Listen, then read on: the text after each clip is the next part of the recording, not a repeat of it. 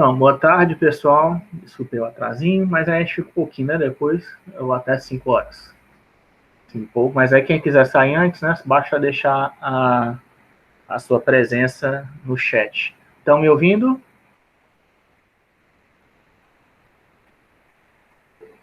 Ok. Então, vamos começar. Então, na aula passada, nós estávamos falando de manipulação de arquivos, né? Nós falamos de abertura de texto, de imagem, falamos de células. É isso, eu nem modifiquei aqui, né? Isso. Abri logo o Magnifier, né?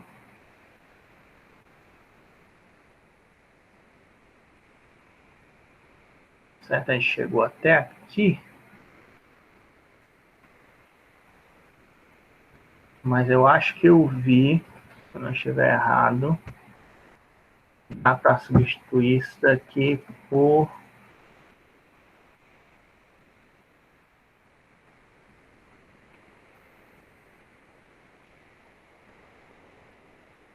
Embora eu não tenha modificado aqui, eu vou tentar fazer, tá? Ver se dá certo. Um pouquinho menor a função.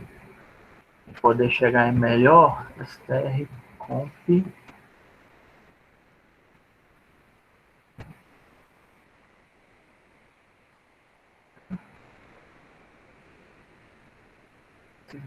Isso aqui com correspondência? Não tem, né?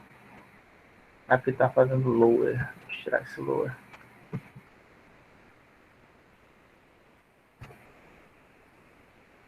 Mas ele vai dar errado porque não tem nenhum arquivo gerado, né? Tem primeiro carregar o load IO, né? Aí converter para células, size arquivo, linha 3, size arquivo. Ver se ele executa aqui. Demorando. Será que teve algum problema aqui? Aparentemente não.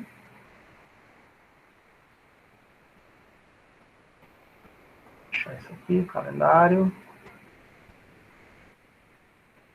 Rodou.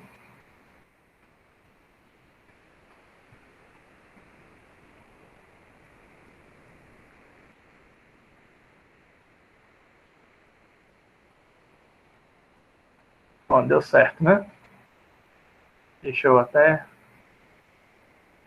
Ctrl Z. Vou colocar isso aqui como índice 2. Só para comparar se o resultado está sendo igual. Índices igual a índices 2. Ou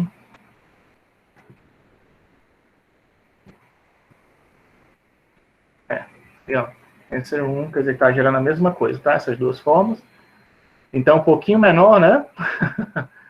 A função strcomp, tá? Porque eu não sabia se isso aqui existia no Octave. Eu fiquei de olhar para vocês.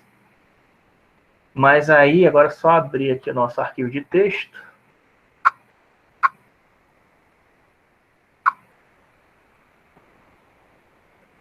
Lá onde, hein? Acho que é My Documents. Aí o S. Octave. E o nosso arquivinho lá da ONU. Cadê? Aquele.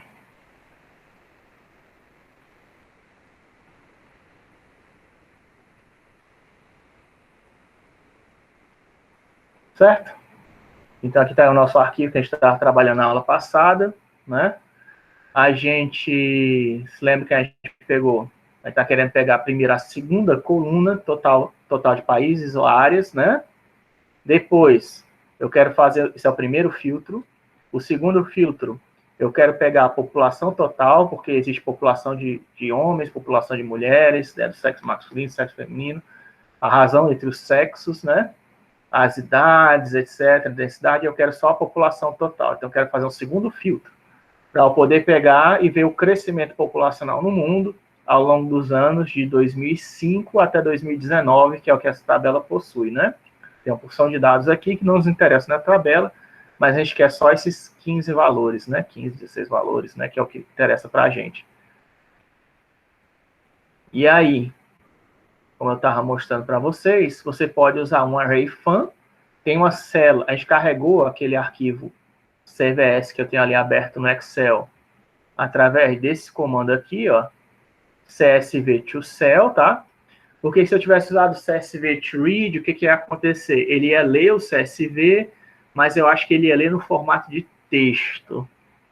Certo? Eu posso até verificar aqui. Ah, ele não ia conseguir ler, lembrei agora. É porque o CSV to cell, e aliás, isso aí é uma coisa importante, vou até mostrar para vocês. Se eu tivesse usado o CSV read aqui, o que ia acontecer? Para ler aquele arquivo que está aberto, certo? Lá no Excel. É um arquivo CSV. Existe o comando, certo? CSV read, como todos aqueles outros que a gente já viu. Só que ele imprime... Cadê? Ah, ele imprimiu, foi? Acho que ele abre como arquivo de texto, se eu não estiver errado. Type, arquivo. Agora não, nada, era para ter dado erro, na minha opinião. Não sei por que ele leu. Porque, se eu não me engano, o CSV Read, ele, acho que talvez seja diferente, né? Do pacote IIO. Eu queria ver, deixa eu ver um RUS. Arquivo 2. Ah, tá vendo? Ele, foi o que eu disse, era isso que eu estava dizendo mesmo. Ele carregou como números, tá? Ele carregou todo, como se fosse uma matriz, ele fez o CSV Read, mas ele carregou uma matriz, né? Que é o formato padrão default do Octave, né? Então, ele converteu tudo aquilo para número. Mas não tem texto ali no meio, professor? Tem. E ele converteu... Mas se lembra que pela tabela ASCII, né? Toda letra não corresponde a um número. Então, ele pegou aquilo e transformou em números. Né? Os números permaneceram números, tá? Mas o que era texto virou número. Ou ele descartou. E não é isso que eu quero, né? Eu quero que venha textos e números, né? Como a minha tabela tem textos e números, nesse caso... Por isso que eu não usei o CSV Read. Eu usei o CSV to cell, que aí a célula ele pode ter tipos diferentes dentro dele, né? Se fosse tudo texto, não tinha problema eu usar o CSV Read, tá? Mas como tem tipos de dados diferentes no meio da minha tabela, aí eu tenho que usar o CSV to cell, tá? Para abrir numa célula, não abrir numa matriz. E outra correção que eu queria fazer, eu falei que todos aqueles métodos tem file read, file write, né? CSV read, CSV write, né? Ok, mread e mwrite para ler imagens, né? Mas o file write, na verdade, não existe, né? Correção. Existe o método write para escrever arquivo, mas não é file write, que é para escrever, porque um arquivo é um arquivo genérico, né? E o file read, ele consegue ler qualquer tipo de arquivo no formato de texto, lembrando para vocês, né? Só que quando você quer escrever, você tem que usar uma função, que ele não está mostrando aqui, mas acho que eu posso mostrar lá pelo Octave. Cadê o Octave? Cadê você? Deixa eu abrir ele. Que permite você escrever matrizes, escrever tipos de dados específicos, tá? Porque aí você tem que dizer qual tipo de dado que você vai escrever, né? Na hora de escrever ele. Não pode só dizer FileWrite, porque senão fica muito genérico, né?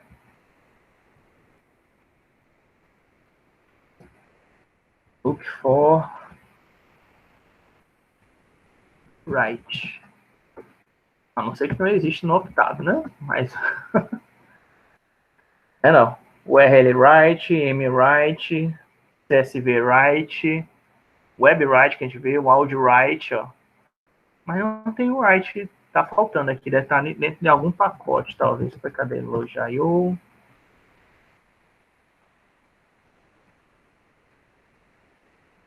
OSV write, tá? O XLS write, ó, que é para escrever arquivo do Excel, XML write, que é aquele formato que eu falei para vocês, que é usado em web services. Mas não tem, ó, não tem. Então esses write que existem. Mas o que existe é o F-write, né? Em vez de ser file write, existe o F-write para você escrever no arquivo. Mas não é muito bom não, tá? O F-write, enfim. Mas é o melhor que tem, né? Que o Octave oferece. Mas no MATLAB tem um write específico para cada formato de arquivo. Para cada tipo de arquivo dele, né? Mas no caso você vai ter que usar então o F-write, né? Em vez do F-file escrever. Só um parênteses. E não existe o file, aquele que eu falei que existe file read, mas não existe o file write. Existe, no caso do Octave, só o F-write, né? Mas os outros você viu que existe, CSV write, né? IM write, que é escrever, né? Write. Aí, enfim, eu abri aquele arquivo no formato de célula, né? E aí, para eu pegar na segunda coluna, ó, comparar se a segunda coluna é total hours, countries ou area, eu encontrei essa função aqui, que eu estava na dúvida, né? Aí eu acabo de ver aqui uma função. Existe o write matrix, se não me engano, no MATLAB, que não existe no Octave, né? É isso que eu estava procurando. Por isso que eu não usei esse strcomp já direto. str quer dizer string, tá? Que uma sequência de caracteres é conhecida como string, tá? Em computação, em geral, a gente chama de string. Mas aqui no Octave ele não faz distinção, aparentemente. Ele coloca só como caracteres, né? Sempre. Mas, enfim, isso aqui string é uma sequência de caracteres e CMP é de comparar, tá? Está comparando strings. Aí estou comparando toda a coluna 2 das nossas células, né? Estou acessando o conteúdo das células, lembrando, eu estou usando chaves para acessar o conteúdo da segunda coluna de todas as linhas da minha célula, daquela minha tabela aberta lá no Excel, para ver se é total, área, countries ou área, e vai de 1 a size arquivo, né? Ele vai retornar os índices para mim. Eu posso mostrar esses índices,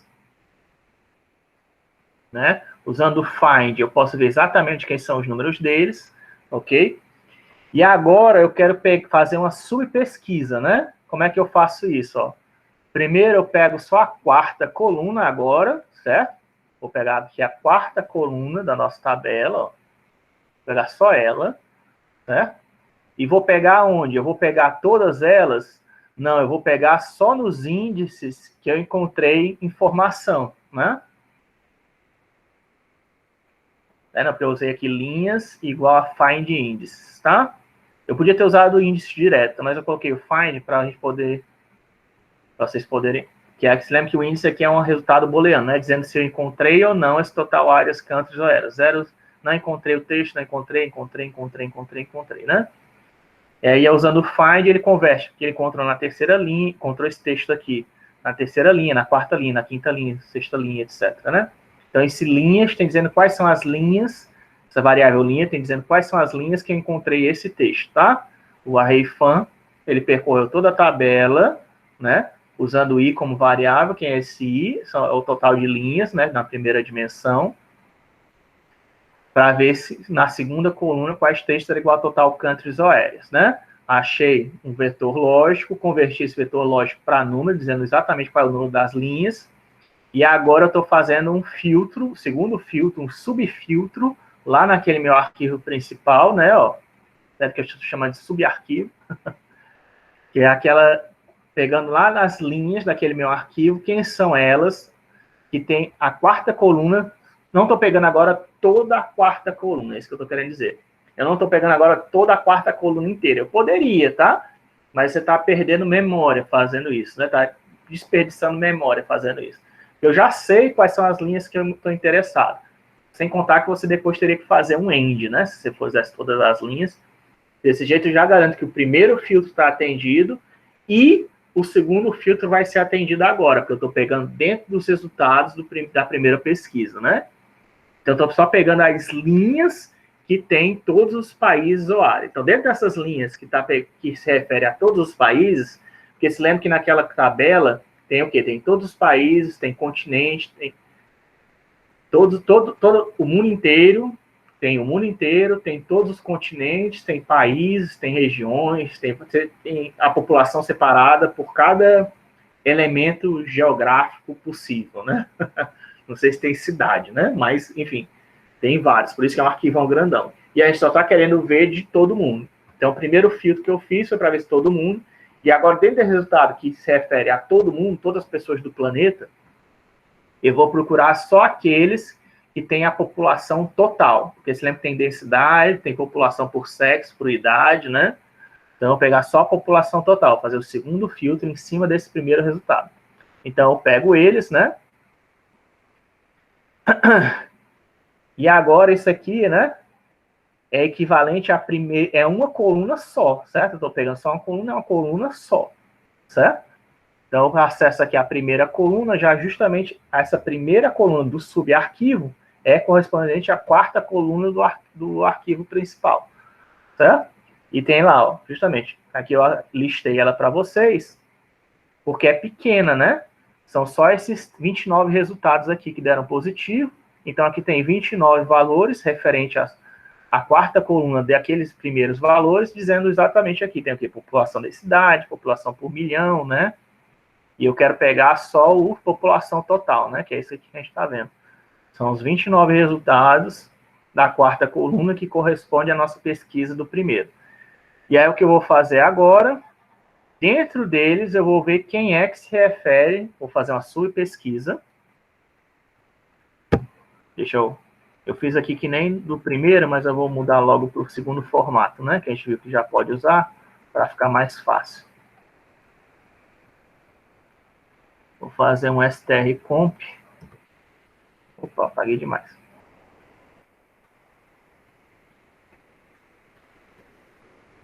Para comparar as linhas, dois textos, você usa essa função strcomp, que ele já vê se tem... O strcomp, tá? Ele não vê questão de maiúscula e minúscula, tá? Ele só vê se os dois textos têm o mesmo tamanho e se são iguais. Eu não sei se tem strcompi. Não sei se existe strcompi.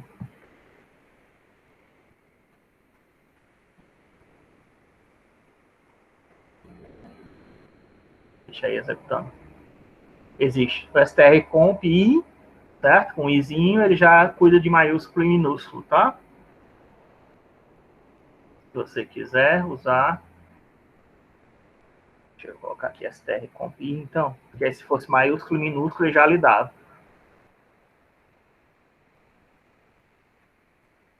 Subarquivo não achou? Por quê?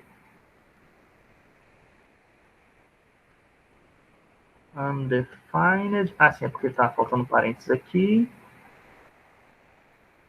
Parcierro. O que está acontecendo? Certo, aqui. Aqui. Bala. Deixa eu tirar o i, então. Não é o mesmo erro. É porque eu não executei, né? Eu acho que eu só olhei a linha, mas eu não executei. Aí tá sem nada. Pronto. E agora, executa, deu certo, tudo bem. Podia ser strcompi, podia. Comparar os resultados, né, para ver se está dando a mesma coisa. Só por garantia, né? Para evitar surpresas desagradáveis. All subíndices igual a subíndices 2. Ok, certo? Então, essa função aqui tem o mesmo valor dessa daqui de cima, né? Só para você ver que em computação, né, em programação também, tem várias maneiras de fazer a mesma coisa, né? Não existe só uma maneira única de fazer um programa. Então, às vezes, você acha um programa muito complicado, você pode procurar por outra pessoa que tenha feito de uma maneira mais simples. Esse cara aqui, strcompi, está procurando, comparando duas strings, mas o izinho, ele faz case e sensitive, né? É sensível à caixa, por isso tem esse i, que ele é uma comparação insensível. Uma comparação insensível, ele não leva em conta se é P maiúsculo ou P minúsculo. Porque, numericamente, P maiúsculo e P minúsculo é diferente, né? Mas aí, desse jeito, aí, ele já desconsidera essa questão. Ainda assim, isso aqui não trata a questão de acentos, tá? porque em inglês não tem acentos, então não existe uma função só para tratar acentos, infelizmente. Mas aí, ó, eu estou percorrendo de 1 a número linhas, né? Que é o tamanho, né? Só aquelas linhas que tem total da população. Quem é que tem todo mundo? Quem são aquelas pessoas que tem o total da população, né? Na quarta coluna. Aí eu vou achar uns subíndices, né? Ó. Só que olha quem é esse subíndice. Esse subíndice que ele achou só tem 4 valores, né? É pouco, né? Estranho, né? Quer dizer que não tem nem de 2015 a 2000. Eu pensei que era 2015 a 2005 a 2019, mas é só 2015, né? 2019. Enfim, 2015, 2016, 2017, 18, 19. Enfim, só achou 4 valores, né? Que sejam iguais. 5. Ah, é porque pula, né? Ó. De 5 vai para 2010. Não tem alguns anos que não tem, né? Tudo bem. Aí de 2010 já vai para 2017, né? Por isso. Eu sei que fosse todos os valores. Acho que quando eu olhei, eu não atentei. Pensei que era todos os valores, mas não é, né? Só tem 4. Enfim. Mas a questão que eu estou chamando aqui é porque não é essa questão de pular valores, é porque veja que esses índices aqui, 1, 8, 15, 23, é referente a essa subpesquisa, né?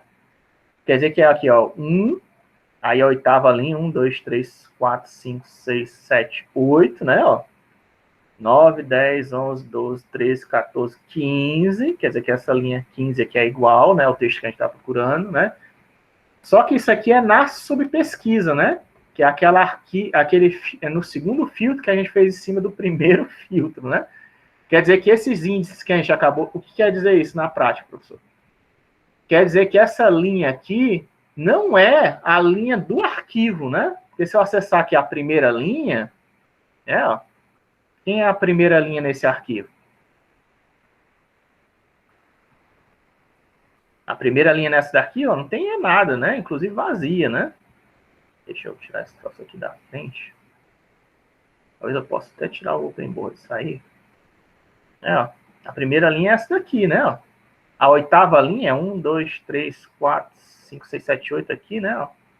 Certo? Ué, tá errado, né? Ó. Não era isso que eu tava procurando. Tá errado por quê? Porque você tá contando... Você está contando em cima como do arquivo principal. E a gente não está mexendo... Aqueles índices não são referentes ao arquivo principal.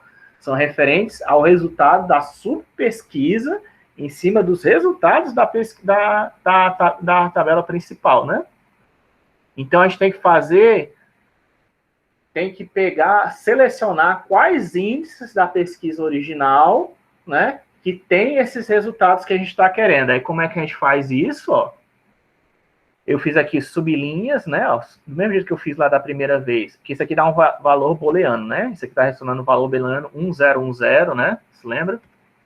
Dizendo quais são os valores que tem ou não, né? Índice, né? Para vocês verem, tá? Onde tem 1, quer dizer que tem esse texto aqui, população, medir, não sei o quê, né? Então tem 10, 10, 10, né? E aí, nesses lugares aqui, se eu uso o find, ele me retorna numericamente, que isso aqui é o 1, é o 8, 15 e o 23, né? Só que aí eu quero saber, dentro do resultado principal, dentro das linhas, quem são as sublinhas, né? Quem são os valores que têm aqueles resultados que eu encontrei na subpesquisa, né? Então, basta você pegar, ó, linhas, sublinhas, né?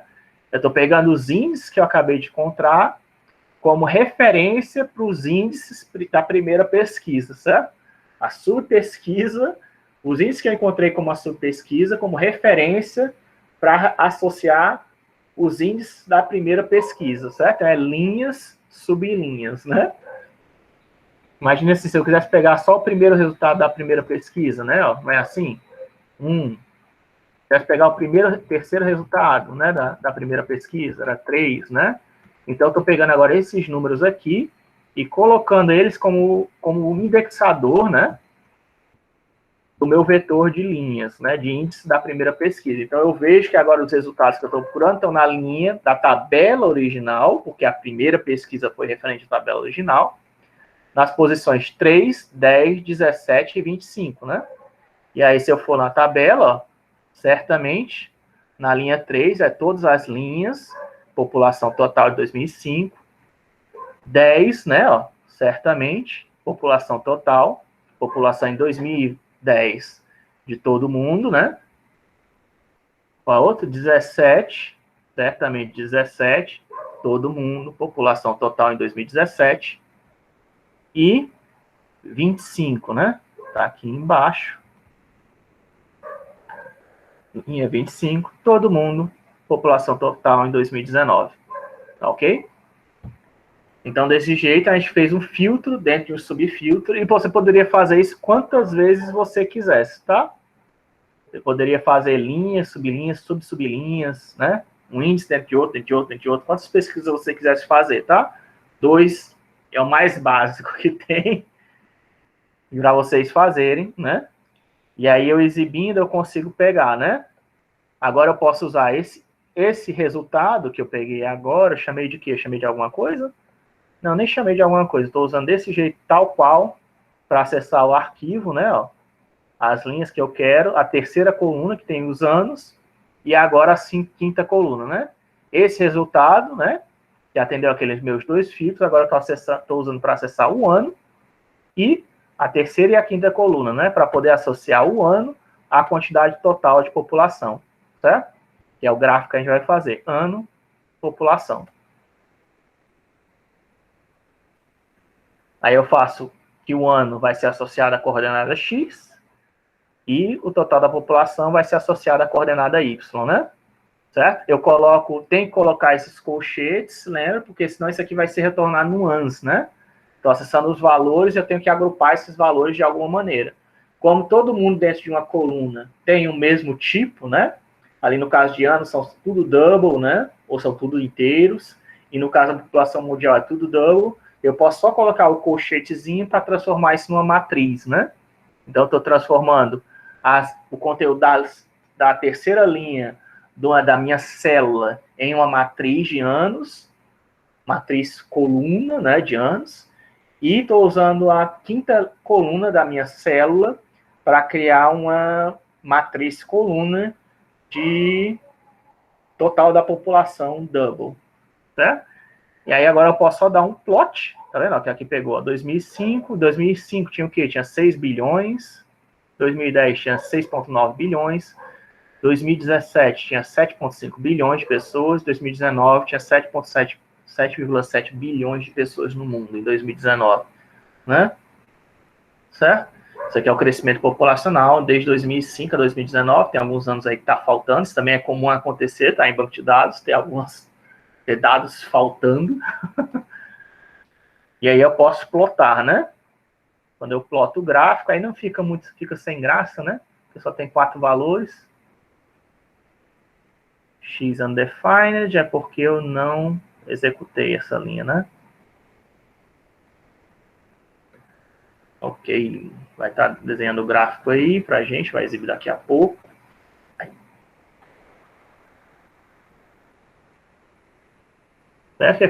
Ficou meio boring, né, o gráfico. Eu só tem 4 valores, mas é só para o importante daqui era fazer a pesquisa, né? Praticamente uma linha, né? O crescimento linear aí. 2005, 2010, 2015, 2020, né? Mas a gente só tem 4 anos, não dá para fazer melhor do que isso, né? O gráfico. E aqui está na ordem de milhões, tá? Então, isso aqui é 7,8 bilhões, né? Desenhou um gráfico. Aí a gente pode até ver, existe aquele coeficiente de correlação, né? Que vocês podem calcular quão forte é a relação entre as duas variáveis, né?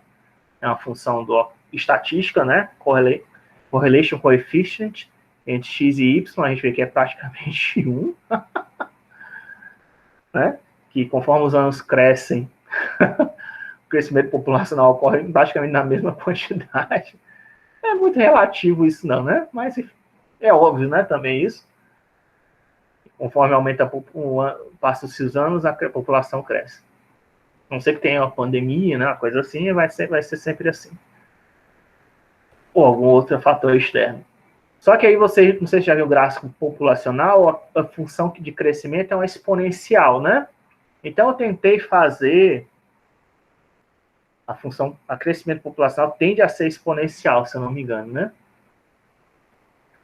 salvo ledo engano, já vi esse gráfico, né? Se forem lá na Wikipédia, population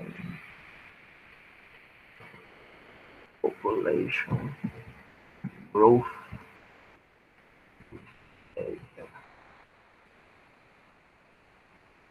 Mostra. Não tá esse gráfico que eu queria, não. Tá muito bagunçado. É um que mostrava ao longo dos anos. Tá aqui, ó, né? A partir de 1800 até 2100, né? Como é que seria, né? É quase exponencial, né? A curva de crescimento, né?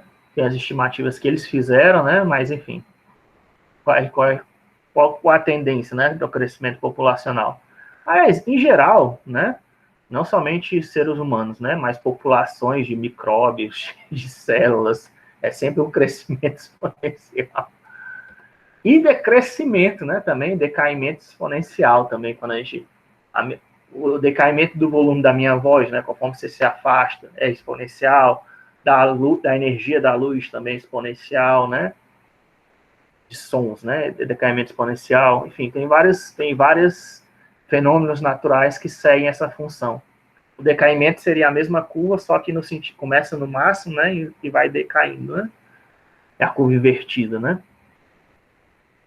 É espelhada, na verdade, invertida não, espelhada, né? Aí o que eu fiz? Eu tentei fazer um polyfit, tá? Eu queria fazer polyfit exponencial, tá? Existe essa função XPFit, mas ainda não foi implementada, infelizmente, no Octave, né? Então, eu fiz um polyfit, que eu quero encaixar um polinômio nesses 4 pontos de 10º grau, tá? Estou tentando encontrar um polinômio de 10º grau e passo por esses 4 pontos, certo? Aí ele encontra para mim esse polinômio, que é esse polinômio de 10º grau, que passa por esses 4 pontos. É lógico que isso aqui ele faz o quê? Ele não é ele faz um polinômio aproximado, né? É um de redução das distâncias, né? Como é que é? O LS least squares, né? É um polinômio por least squares, que é regressão por regressão linear, né? Ou é regressão não linear, né? No caso, é um método de regressão não linear para um polinômio de 10º grau, né? E aí eu quero ver os valores de 0 a 2020, né? Todos os valores nesse polinômio aqui, né? E é o que eu faço. Você pode usar o método agora polyfit, vai fazer essa regressão não linear. O polyval vai calcular nesse polinômio que eu acabei de encontrar quem são os valores de y, né? Para esse x que eu interpolei de 0 a 2020. Certo? Vai encontrar o py correspondente, eu dou um plot, né? E aí ele faz uma estimativa do crescimento populacional bem tosca, né? Parece que a população começa em 0, aí depois diminui para negativo, depois cresce, né? Mas se a gente quiser usar só isso aqui é o problema de fazer extrapolação dos dados, né? Eu coloquei esse gráfico, porque tem muita gente que fala, né? Não gosta daquela camisa que diz assim, tem gente que sabe extrapolar os dados e tem gente que não sabe extrapolar os dados, só que é apagado. Vocês já viram essa camisa, né? Só que aí há o problema de extrapolar aqui os dados, ó, para os danadões, né? Eu extrapolei os dados, aí tem uma hora que a função fica negativa, né? O crescimento populacional começou a morrer mais gente que existe no planeta Terra, né? Mas tudo bem. Eu queria fazer, na verdade, é o exponential fit, né? Como eu não fiz um polyfit, ele tentou fazer um crescimento em uma área, só que isso aqui, como é um polinomial, né? Tem uma hora que ele volta, né? Tem alguma pergunta que alguém fez? Eu ouvi um barulhinho. Não.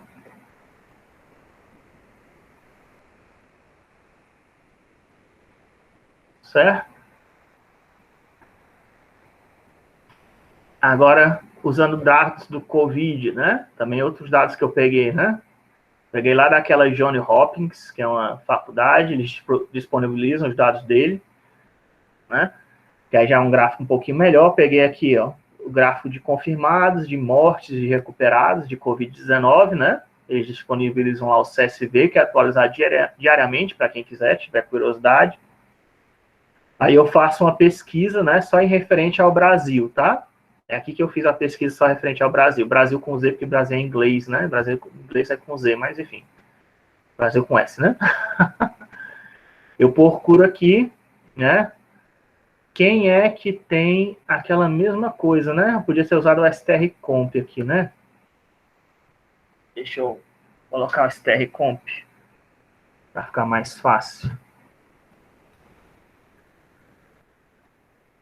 Tá na segunda coluna também, né? Ó.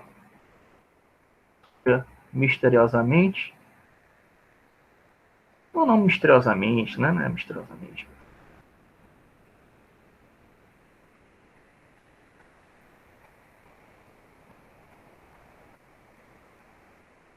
É a mesma coisa que a gente já fez, né? Mas por que eu estou fazendo isso? Porque aí dá para a gente mostrar alguns tipos de gráfico diferentes, né? strcomp. Brasil. Vou colocar o strcomp. Pegar os gráficos. Pego o índice do Brasil, exibo o Brasil.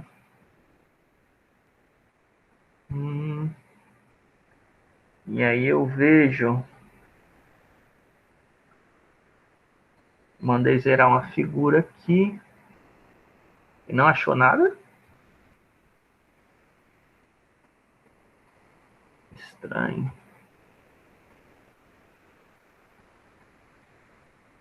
Coloquei errado, índice Brasil.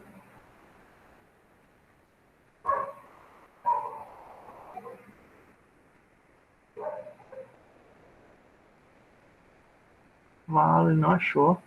Eu tenho que abrir lá os dados, então, para ver, né? O que foi que aconteceu. É no... Não, mas está aqui. Está aqui um. Ele achou sim. 27 a 52, está lá. Achou, tá certo, tá certo. Tudo está bem. 51, 52, está aqui o Brasil. Ó. A coluna do Brasil, a linha do Brasil, né? Deixa eu abrir o arquivo lá. Isso aqui é o primeiro arquivo, é de confirmados, né? Então é isso aqui. Certo? O que é isso aqui tem? Isso aqui tem os casos acumulados, certo? De Covid por países, né? E aqui, no caso, eu estou pegando Brasil, certo? A coluna, segunda coluna mostra os países, né? E aí Brasil, porque está em inglês, né? Brasil com Z em inglês. A primeira coluna era para ser, acho que, continente. Aí a terceira e quarta coluna são a latitude e a longitude. E aqui são os casos, né, de Covid, desde o surgimento da doença até os dias atuais, né? Quer dizer, o mais recente que eu peguei. Esse aqui eu acho que eu peguei na semana passada, eu não atualizei, tá? Mas aqui no caso está 16... Temos 16 milhões de 16 milhões de infectados, né, atualmente. Ou pelo menos até a semana passada, né? Então, eu estou só selecionando uma linha do arquivo, né? Aí tem outra utilidade também, não é só por causa disso não, tá? Eu estou fazendo uma filtro, estou pegando aqui as linhas, né? Você vê que tem a opção de zeros, né? Como só é um país, só tem uma linha referente ao Brasil, só tem umzinho lá. Fica difícil de ver esse né? Então, eu tentei fazer um gráfico aqui baseado nesses índices, né? Mas não sei porque não está aparecendo no gráfico agora. Não sei se é a resolução que está ruim. Deixa eu tentar fazer o seguinte. Só dar um image show, né? Em cima do índice Brasil. O que ele vai fazer?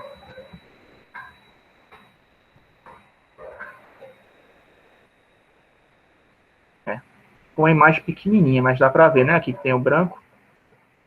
Vou tirar isso aqui, tirar isso aqui. Vamos fazer o seguinte. Já existe uma função, aproveitar para vocês. Eu tentei dar uma imagem show, mas como isso aqui é um vetor linha, né? Referente à linha onde está a coluna, está o Brasil, né?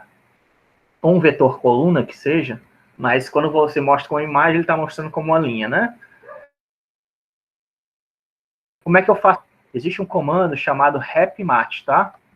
Repmat, quer dizer que replica a matriz. Eu vou replicar a matriz índice Brasil, né? Que é uma matriz booleana de zeros e uns, tá? Aí eu vou replicar ela por, sei lá, 50 linhas, certo? Coloquei errado. Então, aí eu vou chamar isso aqui de imagem. E vou dar uma imagem show nela, né?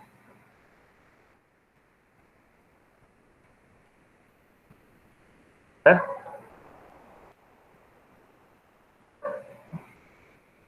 Ele colocou. É só porque eu fiz assim, agora ele já colocou. Eu, hein, cara. 1 a 26, ele não soube o que fazer, foi? Imagem show. Por que ele deu esse problema, hein? Será que aqui tá faltando color map? Não. Por que ele não tá exibindo como imagem, cara? Coisa. Eu queria exibir como imagem para a gente poder ver onde é que tá, ficar aquela história de ficar mais fácil, né, de encontrar o resultado. Mas ele não está mostrando aqui direito. Qual é o size? Mostra o size, não dei imagem show, não. Ah, na verdade é porque ele deve estar mostrando lá embaixo, né? Talvez. Eu não coloquei o ponto e vírgula, né? É porque eu não esqueci de colocar o ponto e vírgula, né? E como eu não coloquei ponto e vírgula, ele está mostrando o resultado das operações tudinho, né? Tem que colocar ponto e vírgula para não mostrar o resultado das operações, né? Lembrando. Pronto, então eu coloquei 50, né? Ó, happy match, para ficar mais fácil, ó. Certo? Por que isso? Porque eu tinha um vetor, coluna ou linha, tá? E eu não sabia, fica difícil, né? Olhar aqui, porque tem 277 valores, né? Se algum deles deu certo, né? Como é que eu ia fazer para ver se algum deles deu certo? Se algum deles eu encontrei Brasil? Eu poderia, né? Vir aqui, dar um display, que nem eu fiz, e procurando, né? Cadê o 1? Aqui, por acaso, eu achei fácil, né? Mas podia estar podia ter tanto zero aqui que ficaria difícil de ver, né? Um jeito de você fazer isso é exibir como imagem, né? No caso, como foi só uma coluna, se fosse uma matriz, você podia fazer como eu já mostrei para vocês, né? Só dar exibida a imagem que vai mostrar a matriz, os pontos brancos é onde tem. Mas se eu quisesse mostrar onde tem valores, já vai ser como se fosse uma chuva branca, né? Na matriz, dependendo do tamanho. Mas se eu quiser aumentar o tamanho desses pontos brancos, né? Porque aqui no caso ia ficar só uma linhazinha preta, né? Você pode usar esse Happy Match, tá? O Happy Match, ele replica a matriz quantas vezes você quiser. No caso aí, eu estou replicando a matriz que eu encontrei, 50 linhas, tá? A mesma linha em 50 linhas. Podia também fazer isso por colunas, tá? Para deixar, se fosse só um pontinho branco, para deixar no formato quadrado maior, e me dá para fazer. Aí eu dou imagem show, que aí me mostra como se fosse um código de barras, né? Onde tem a linha branca é que eu encontrei o resultado, Brasil, tá? Eu só acho isso aí muito complicado. Tem outro jeito mais fácil? Tem, tá? Você também poderia usar aquela função N, tá? Que eu já falei para vocês na aula passada. N é índice Brasil, que aí é um vetor booleano, né? Que aí ele vai ver se existe algum valor positivo lá dentro, né? Aí retornou 1 é verdadeiro, né? Tá? Então existe um valor, quer dizer que ele encontrou algum resultado lá dentro, tá? É diferente de all, se lembre, all é como se eu estivesse fazendo o E, lógico, booleano, em cima de todo mundo, né? E aí, como se não todo mundo é 1, né? Tem zeros lá no meio, vai dar 0, né? Desde que eu esteja falando uma mentira, é tudo mentira, né? N é como se fosse uma versão mais potente do ou, desde que tenha algum valor positivo lá dentro, algum valor verdadeiro lá dentro, ele retorna 1. Ah, outro detalhe que eu esqueci de falar na aula passada foi aquela questão do E, né? Do E, daquele operadorzinho, né, que a gente viu. É porque eu posso fazer isso daqui, né? É o operador booleano com 2 valores, né? Um AND, né? Isso aqui é o AND, né? Booleano. Mas você também pode fazer, eu acho que dá para fazer assim também, né? Ó, certo? Também dá para usar, se você não gostou de usar desse jeito, né? Isso aqui é de C, né? Isso aqui vem do C, o pessoal gosta de copiar C. Mas se você quiser usar AND em inglês, né? Lógico, E é AND em inglês, é o E lógico em inglês, é AND, você pode usar isso aqui, que é dar aquela história, né? Ó. Só quando os dois são verdade, dá verdade. Quando alguns deles é falso, qualquer um deles dá falso, né? Se os dois for falso, obviamente, vai dar falso também, né? Só que ele é um operador binário, né? Não dá para fazer isso, ou não daria. Dá para fazer isso, então, com vários, né? Olha que legal, dá para fazer com vários, né? Certo? Mas pode passar um vetor para ele também.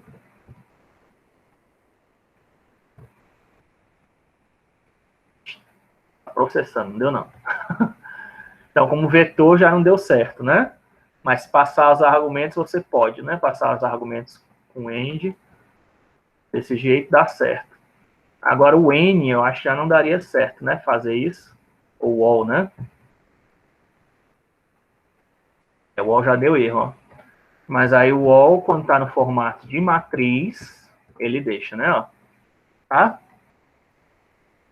É só questão de... É uma versão... O wall, ele atua sobre matrizes, né? E o end sobre valores individuais, né? A mesma coisa, o or, né? Desde que um seja verdade, ele retorna a verdade, né? Aí, obviamente, se os dois forem verdade, retorna a verdade. E se os dois forem falsos, aí ele retorna falso, né? E aí você também pode fazer assim, né? Ó, ok. E aí, desde que um seja verdadeiro lá no meio, mas estiver no formato de matriz, linha, coluna ou matriz cheia, de quantas dimensões você quiser, o OR não funciona. Aí você tem que usar o N, né? Quando é matriz, que aí desde que esteja um verdadeiro lá dentro, ele retorna verdadeiro. Mas nem por causa disso que eu estava falando, não. É porque se você tiver uma matriz desse tipo aqui, né, ó, 1, 0, 0, 1, né, vou chamar isso aqui de matriz A, né, lógica,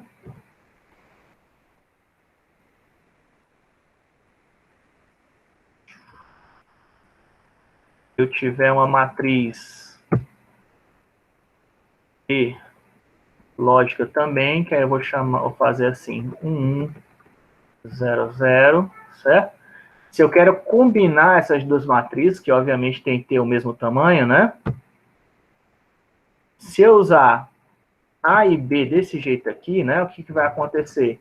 Ele vai comparar se cada valor correspondente é igual, né? Se essa matriz é igual a essa, né? Logicamente. Mas se eu fizer só com um Ezinho, o que ele vai fazer?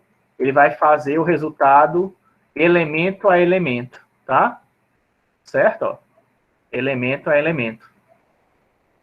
Quer dizer, só onde as duas matrizes tem um, é que ele retorna um, certo? É como se fosse o equivalente de fazer o pontinho, você lembra do pontinho, que atua elemento a elemento? Certo? Não existe isso daqui, tá vendo? Dá errado. Você não pode colocar pontinho em frente ao operador lógico, mas você pode fazer assim, né? Ó. Certo? Que aí funciona. Ok? E se fizer end assim, aí B, será que ele deixa? Também dá certo, né? Se você fizer assim. Certo? Então, várias maneiras, né? De fazer a mesma coisa, só para vocês verem, né? Tá? E aí também você pode fazer OR, A e B, né? Que aí faz elemento a elemento. Ou você pode fazer A e B, certo? Também é elemento a elemento. Se você fizer A ou B, né? Que aí seria total, né? Ele disse que é falso, né? Porque os dois são mentiras, os dois não são iguais. Tinha que ter pelo menos um totalmente verdadeiro para que seja verdadeiro. Provavelmente, né? Testar. Tem que ser uma matriz todas verdadeiras para que isso aqui dê verdade, né? Só se toda matriz, todo mundo aqui fosse verdadeiro, é que ia retornar verdadeiro, né? Todo mundo tem que ser verdadeiro para dar verdadeiro. Sendo que aqui no caso ele está fazendo a operação na matriz inteira, né? E assim é elemento a elemento ou elemento a elemento, né? Certo? Então, são as várias maneiras, né?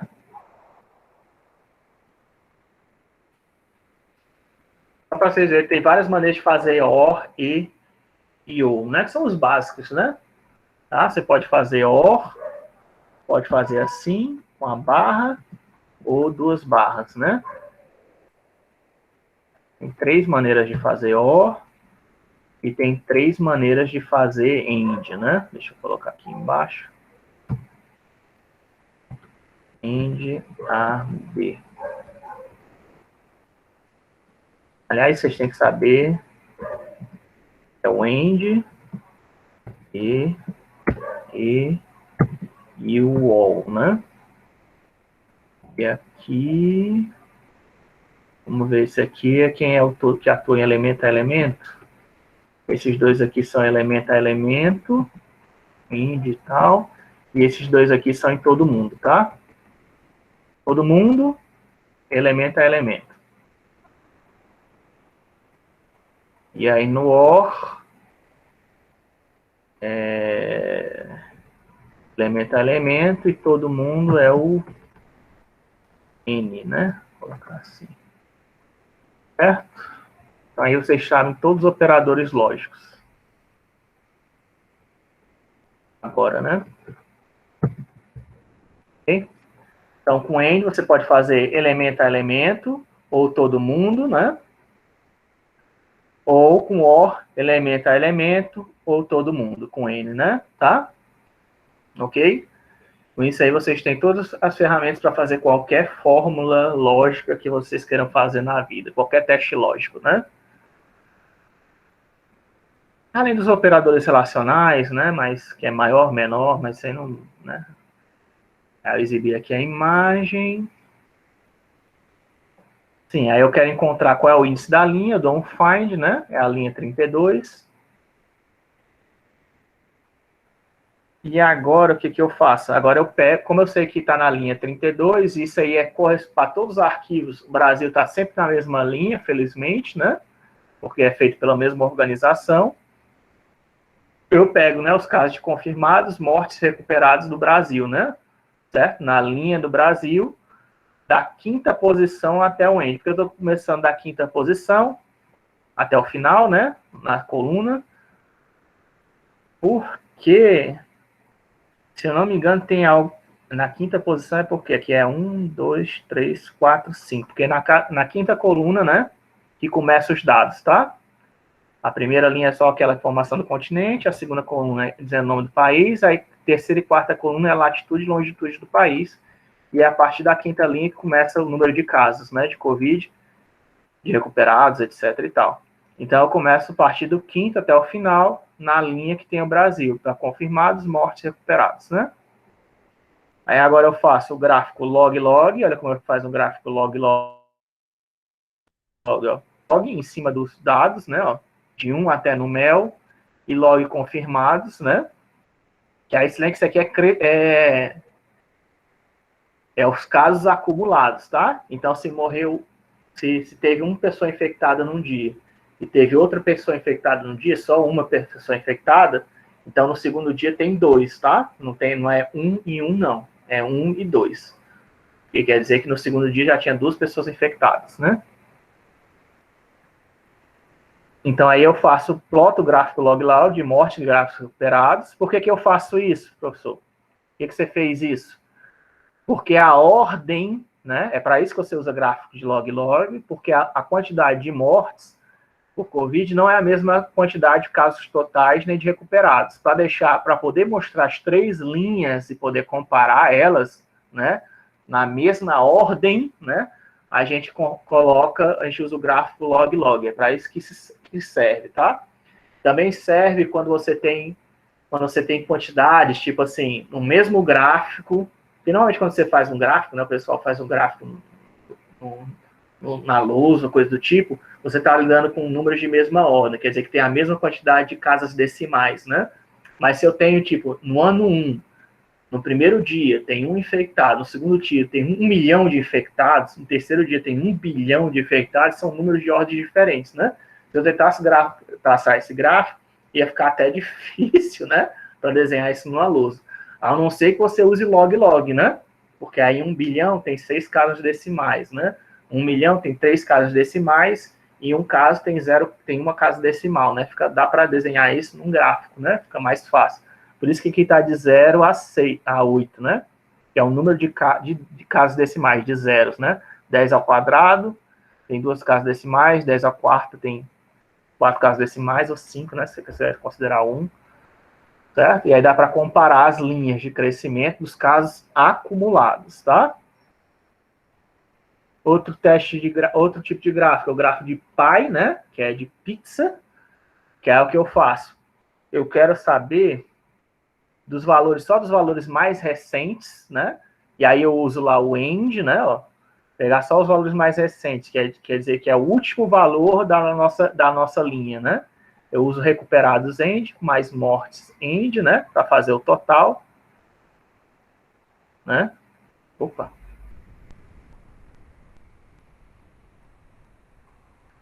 E dou um pi, ó, nos recuperados dividido pelo total e no mortes dividido pelo total, né? Dá para ver que a taxa é de 3%, né? De mortes das pessoas que foram infectadas.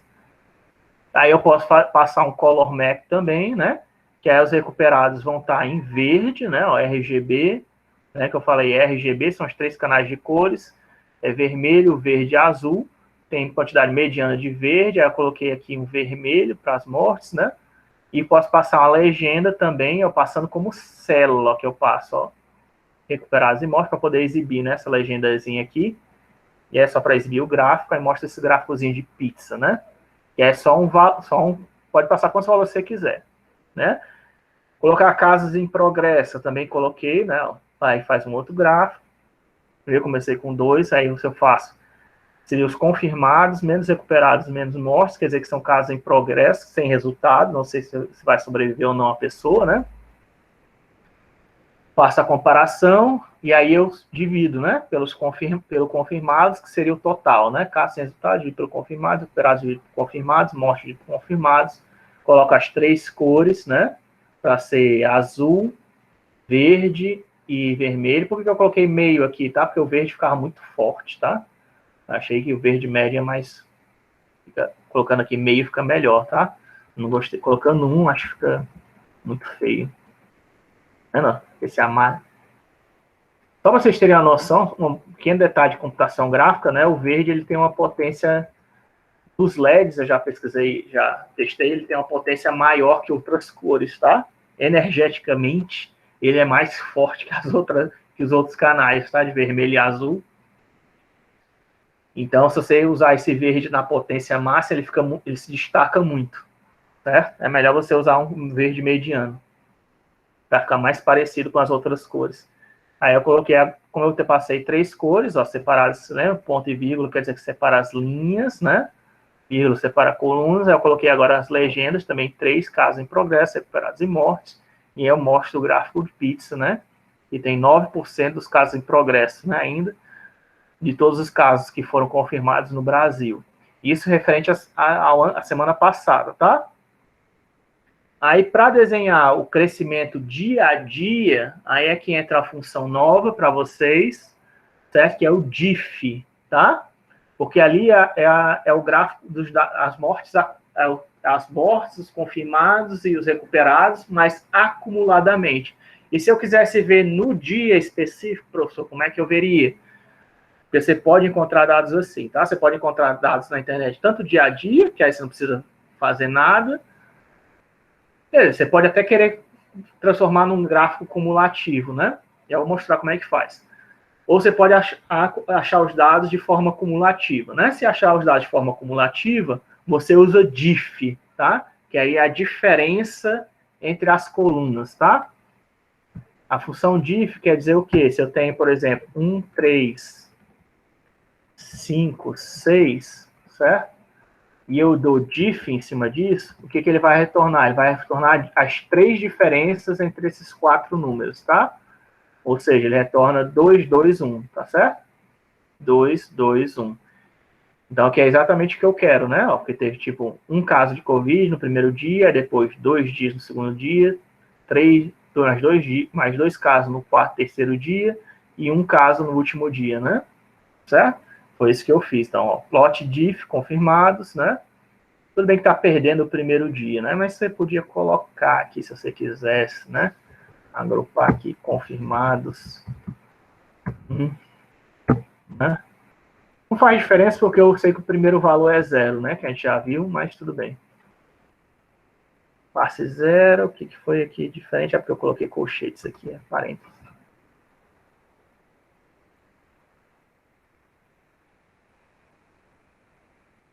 Né? Então, aí ele plota, né, ó, esse gráficozinho aqui. Se a gente for em qualquer site, né, lá do coronavírus World Stats, se colocar aqui Brasil, vai ver que tem os mesmos gráficos, tá, que a gente está desenhando, e a partir de dados de outro canto, tá? Não é no mesmo canto. Tem que pegar a seleção Brasil. Cadê Brasil? O Brasil tá lá no topo, né? E Brasil.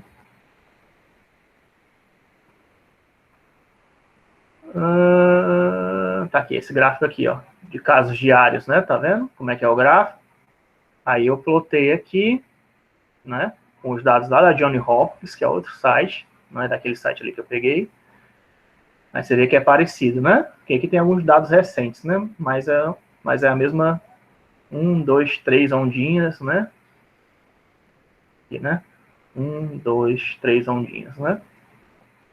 E esse PB Aspect é por quê? Porque se eu colocar 1 por 1 para deixar quadrado, certo? Eu achei que ficou muito, né? Ó, fica muito espremido, né? O gráfico. Por quê? Porque a gente tem a ordem, tem ordens diferentes, né? Eu até podia usar log, né? Um semilog, se você quisesse.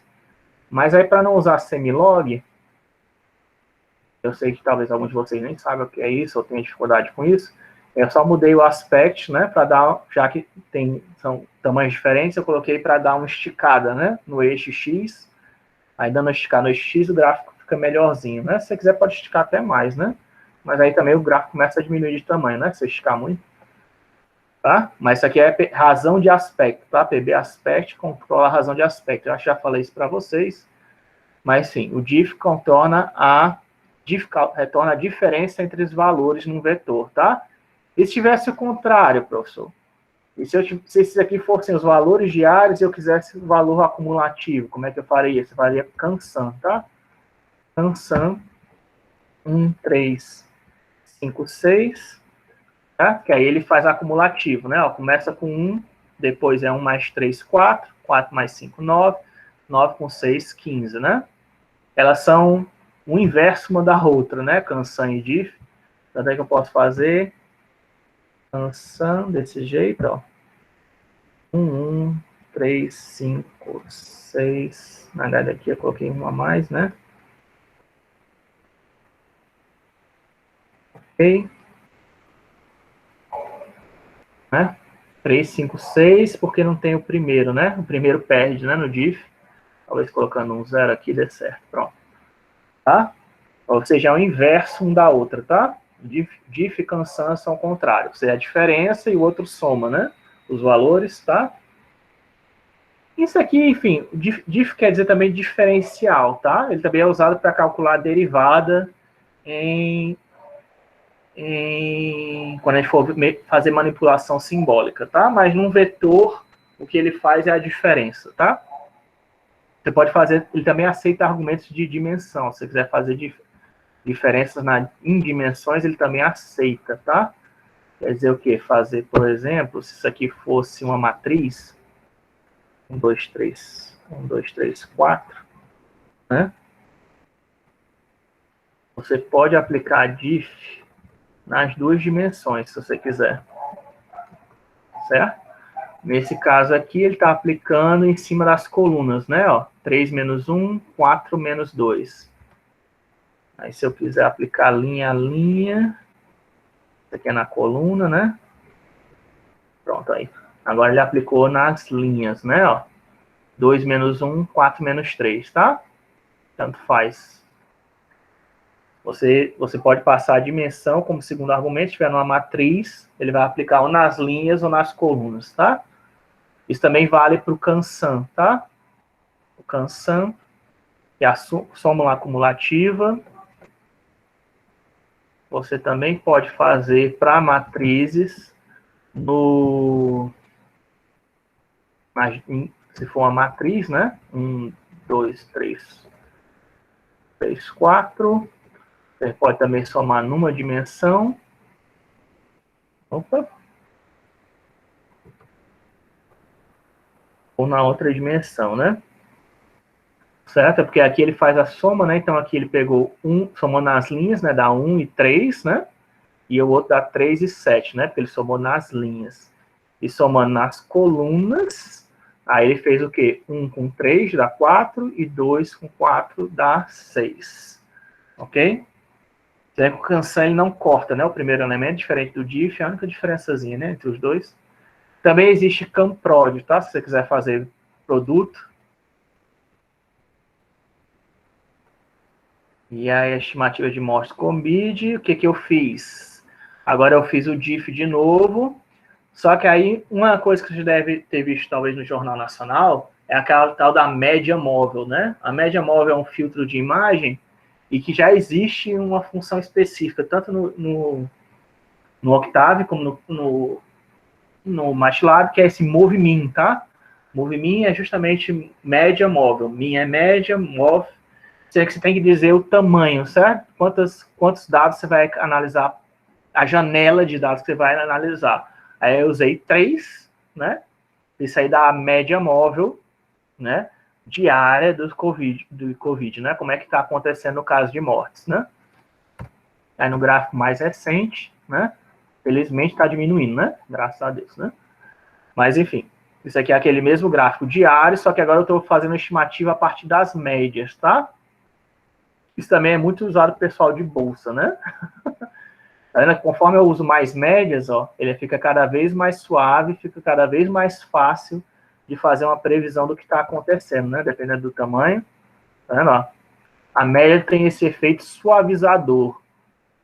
Lembra que eu falei que tem lá um caso que o pessoal gosta de usar média, né, para fazer medição de tempo? É por causa disso, ó.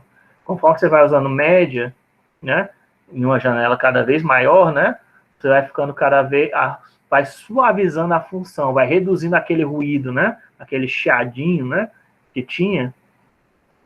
Lembra que originalmente, né, olha como era a função, né? Só que eu fazendo média, eu consigo pegar só a tendência, né? Só para ver para onde é que se a função está crescendo ou diminuindo, né? Fica mais fácil de enxergar se a função está diminuindo ou não. Que no caso de pessoal que analisa a bolsa, né? Ele pega normalmente, sei lá, os 30 dias, né? Os últimos 7 dias, os últimos 30 dias, para saber o que está acontecendo, de repente, com o preço de uma ação, né? Para ver se está subindo ou crescendo, né? O valor de uma ação. Aqui no caso, a gente está analisando a quantidade de mortes diárias, né? Que aparentemente está diminuindo, graças a Deus, né? Mas isso foi antes da Copa América, né? Ainda não vimos o efeito, não tem o efeito da Copa América nesse gráfico, tá? Mas já estava diminuindo, né? Semana passada, ou foi semana retrasada que eu peguei esses dados. Que é mesmo que é parecido, aqui também tem o gráfico de mortes, tem, ó. Tá vendo aqui, ó, como é que é? É umas 3 montinhos também, né? 3 montinhos aqui. Só que aqui já tem um pouquinho, né? A mais, ó. Parece que estabilizou, né? Não, pelo menos não estava diminuindo, mas tá no problema de fazer previsão, ó. Parecia que estava diminuindo, mas aqui já tem dados mais recentes, né? Ó. E aí, de novo aqui, problema de extrapolar. Mesmo usando média móvel, que é algo que o pessoal usa bastante para prever se uma ação vai subir ou cair, a gente estava prevendo que ela ia cair, né? Ó, as mortes estavam caindo, mas o que aconteceu? Ela continuou caindo? Não, ela estabilizou. Por enquanto está estável, né? Ele está descendo, mas em vez de estabilizar, parece que teve um crescimentozinho, mas é muito pouco, tá? Para dizer que teve um crescimento, que mais correto é dizer que estabilizou, tá? Ficou mais ou menos no mesmo nível. Se a gente fizesse uma média móvel, provavelmente ia acontecer isso aqui, ia fazer, né? Chegar aqui ia ficar mais ou menos reta aqui. Mas vocês podem testar, tá? Pegando os dados lá da Johns Hopkins, que é uma faculdade de medicina famosa nos Estados Unidos, tá? Que foi de onde eu peguei esses dados e eu dou os links de onde vocês podem pegar eles para fazer os mesmos testes. Pronto, aí com isso a gente acaba a manipulação de CSVs, ok? Agora vamos começar a falar de Web Services, né? Web Services é o quê?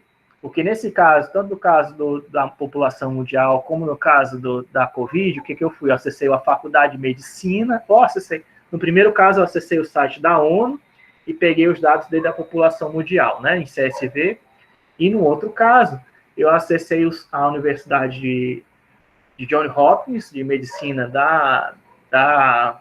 dos Estados Unidos, que é uma faculdade entre as 10 primeiras de lá, né, então é famosa. Peguei os dados de lá em CSV e fiz esses gráficos, né, para vocês. Só que nem sempre, como eu disse, os provedores de internet permitem você acessar todo o banco de dados, né? E até mesmo que pode ser grandão, né? Já pensou? Tem CSV que, sei lá, é 1 tera. Dá para você baixar 1 tera? Nem cabe no seu computador, né? Então, o que eles fazem? Eles criam um web service, né? Um web service é exatamente como se fosse um comando desse que a gente executa no MATLAB, só que lá, certo? Lá numa máquina externa, do Google, da Amazon, da Yahoo, certo? Eu estou querendo retornar algum dado de lá que eles têm. Né? Ele tem uma imagem de lá que eu quero capturar, né? Eles têm alguma informação sobre o Brasil que eu quero capturar, sobre o meu endereço, né? Eu quero ver qual é a foto que tem do satélite da Google, se a foto de satélite do Google da minha latitude e longitude consegue ver minha casa, né? Eu quero alguma coisa que está acontecendo na minha casa, vocês estão me espionando, né? Enfim, você pode fazer essas consultas através de um web service, certo?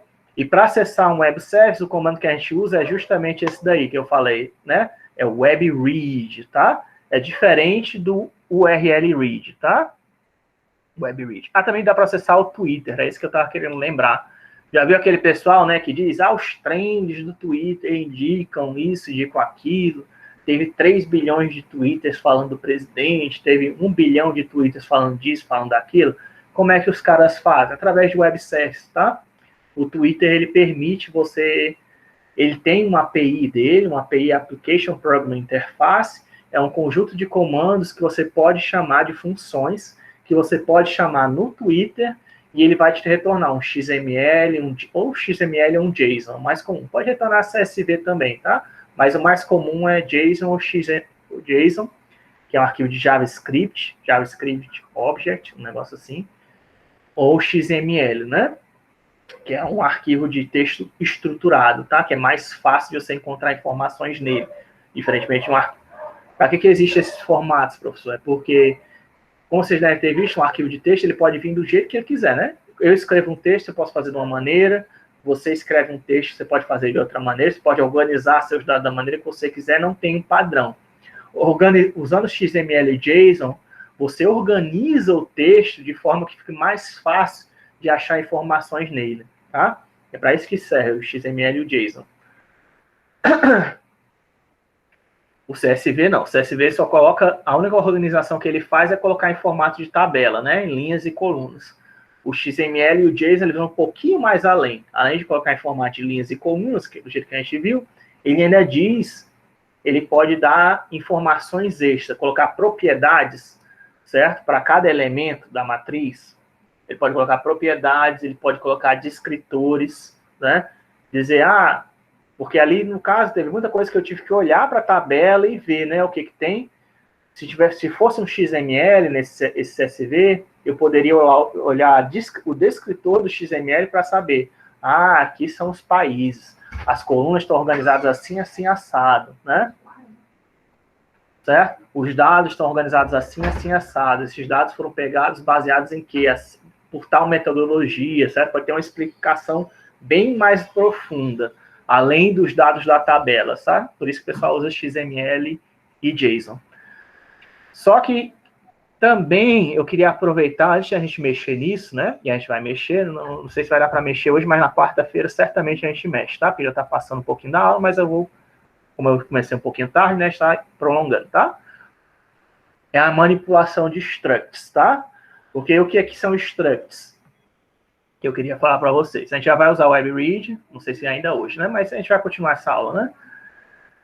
O que são structs? As células, elas permitem você salvar dados quaisquer, né? Numa matriz. O struct também. Só que a diferença do struct para a célula é que você pode usar nomes de variáveis para as posições dos dados, tá? Em vez de usar números, índices numéricos, você pode usar variáveis, certo? Por exemplo, aqui eu criei uma variável cliente, certo? E aí, dentro da cliente, eu criei como se fossem subvariáveis, certo? Ó, tem cliente.nome, que aí recebe fulano. Tem cliente.endereço, que aí eu coloquei uma célula, tá vendo? Ó? Não precisava ter usado célula não, certo? Eu só estou colocando só para mostrar que dá para colocar tipos diferentes, né? Do mesmo jeito que eu fiz com a célula. Pode ter cliente.idade, que aí eu coloquei 24 anos, né? Um int 8. Cliente saldo, que aí eu coloquei um double, certo? E aí você executa, ó, ele já aceita, né? Tudo bem? E aí eu acabei de criar um struct, se eu der lá um rus pra gente, o que aparece? Acho que vai aparecer uma porção de coisa, né? Então vamos colocar só rus cliente, né? Certo? Apareceu lá um cliente um por um, do tipo struct, tá vendo? Ou seja, isso aqui é um novo tipo do MATLAB, do Octave, né? Perdão, que a gente vai usar. Além do célula, né? Além da célula, além da matriz, para quem não gosta de usar índices, você pode usar nomes, tá vendo? Para salvar os dados. Que é como se fosse o nome das colunas ou o nome das linhas, né? Dependendo de como você estiver analisando, né? Tá? E aí você pode adicionar um outro cliente. Aí, para adicionar o cliente, teria que adicionar uma referência numérica, né? Mas você pode colocar, tipo, cliente 2, né? Aí, ponto nome igual a Beltrano, né? Tá? Eu já adicionei um novo cliente, certo? Que aí tem 1/2, né? Aí, se eu colocar agora um rus cliente, ó. Aí, agora, ela já é um vetorzinho, 1/2, né? Vetor linha, 1/2 de cliente, tem 42 bytes. E esses endereços idade e saldo estão vazios, né? Certo? Se eu der um disp cliente 2, né?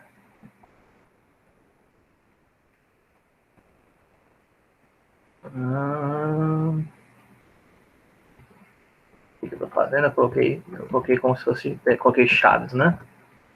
Certo? Ó.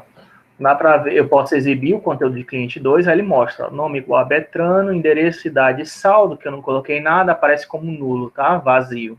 Esse 00, ó, isso aqui é um ponteiro nulo, isso aqui é o vetor, uma matriz nula, tá? Certo? Quer dizer que eu não preenchi nada, né? Então tem um struct que eu só preenchi nome e não coloquei nada nas outras colunas. E se eu exibir o 1, né? Aí ele mostra aquele primeiro que eu criei, né? Que aí tem fulano, o Dom Luiz Mil, né? 24 e 2, né? Tudo bem?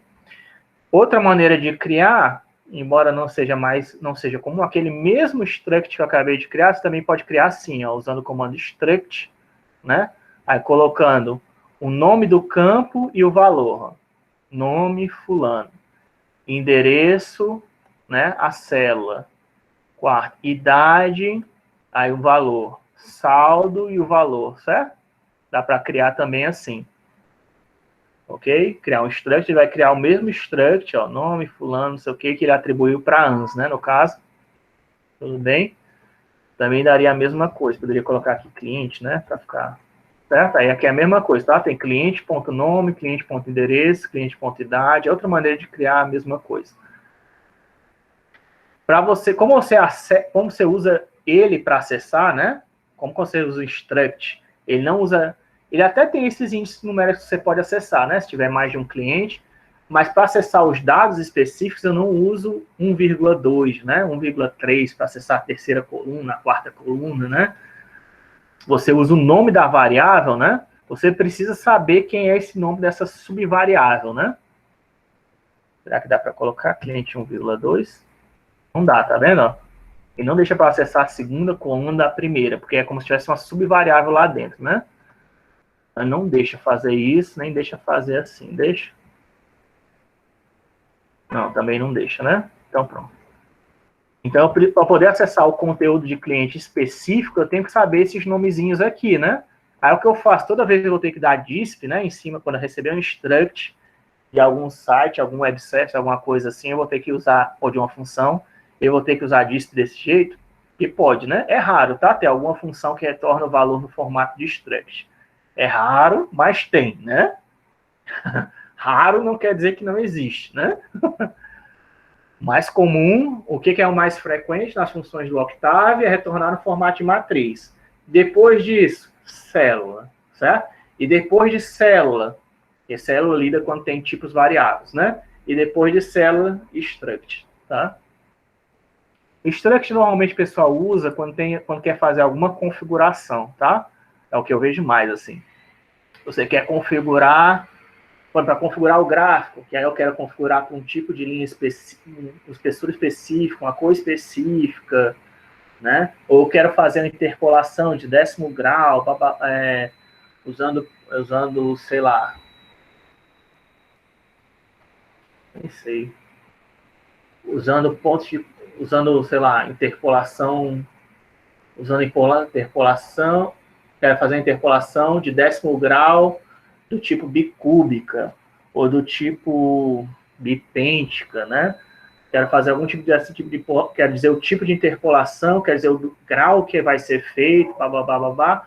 Aí quando você passa opções para quando você passa hiperparâmetros, né? Vocês sabem esse termo, hiperparâmetros, né? É muito comum o pessoal de inteligência artificial falar tal dos hiperparâmetros. Enfim. Mas quando você quer passar alguns parâmetros a mais para algum tipo de função, o normal é que você faça isso através de um struct, tá?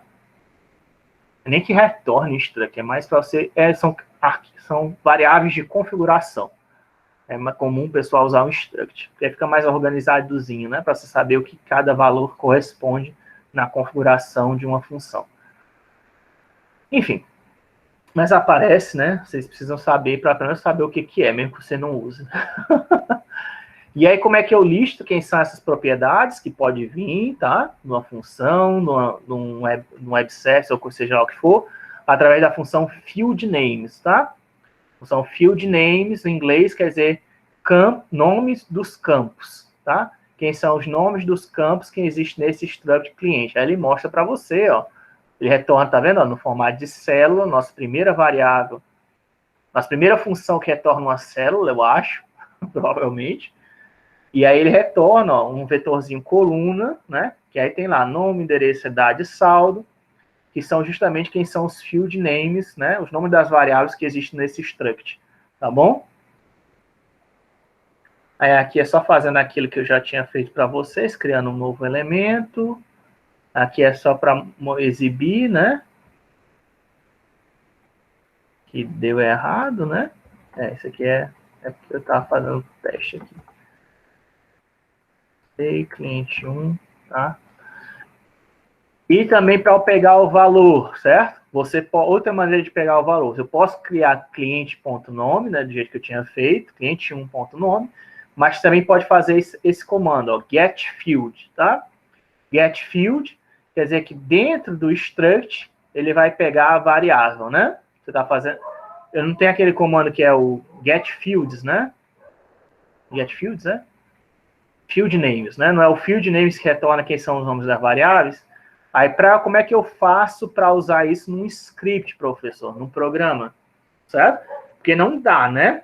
Não dá para você... Como é que você vai... Se eu estou fazendo um programa que retorna um struct e eu quero usar aqueles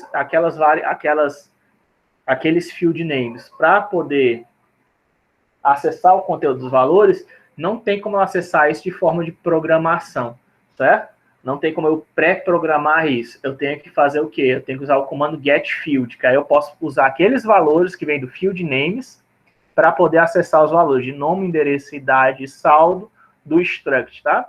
É por isso que eu não gosto de usar o struct. Porque para você acessar ele, você tem que usar esse getField e o field names, né? Quando a função retorna isso para você Para você poder saber, primeiro para poder saber quem são as variáveis que tem no struct, vai ter que usar o field names, e depois você vai ter que usar o get field para poder acessar, né? Você só tem aquela facilidade de fazer cliente.nome se for você criando. Se for eu criando o struct para eu usar no meu programa, que aí eu sei quem são as variáveis que tem no meu struct, né? Aí beleza, né? É uma organização sua. Mas quando isso vem de uma função retornando, é um porre, né? Porque se eu fizer uma função criando um struct, como eu sei, eu já coloco já os nomes certinhos, né? Mas aí eu passo isso para um colega, o que ele vai fazer? Ele não sabe quais são as variáveis que eu criei, os campos, né? Aí ele vai ter que dar o quê? Um field names e um get field, né? Para poder acessar, de repente, um web service, né? Que está rodando no meu computador. É chato, né? É por isso que o pessoal usa o quê? Célula, né? Célula e matriz, que aí você não precisa saber de nada, né? De nome de variável, nem nada. É só índice numérico, né? No máximo vai ter uma ou mais dimensões, dependendo de quantos dados você está usando, né? Tá? Mas eu posso dar get field ABC, que vai armazenar o resultado da variável, o que está em nome, né, do cliente vai armazenar a variável A, o que está em endereço no cliente vai armazenar a variável B, o que está em idade do cliente vai armazenar a variável C, e o que está em saldo do cliente vai armazenar na variável D, né? E aí eu posso ver os tipos, aí agora que eu vejo os tipos, né, ó, aí eu vejo que o nome é do tipo char, né, que o B é aquela célula que tem o endereço, né? A idade é um inteiro, né? E o double, o salário, né? O saldo é do tipo double, né? Não dá para ver o tipo dos dados pelo cliente, né? Porque só ia ver ele só ia citar o struct, né? Mas aí você fazendo essa extração, né? Você consegue ver os dados, né? Você tem acesso aos dados. Se eu der só os clientes, né? Mostra o struct. Aí eu vou deixar esse exemplo de web service para a gente ver na quarta-feira, né? Porque já está passando muito da aula. E a gente faz... tá passando mais ou menos, né? Não está passando tanto. Mas só para a gente continua aqui da quarta-feira, porque aí já é, né? Já foi muita informação hoje, né? A gente já terminou aquela parte de células com CSVs, né? Que a gente viu vários exemplos, né? Terminou a parte de células e CSVs. Agora a gente falei de struct, aí dá um diazinho aí para esse conhecimento amadurecer na cabeça de vocês, e a gente vê os exemplos na sexta-feira, tá? De web service. A gente viu bastante exemplo de CSV hoje, né? E já falando de um conceito novo, que é o struct. Então, vou só encerrar aqui a gravação.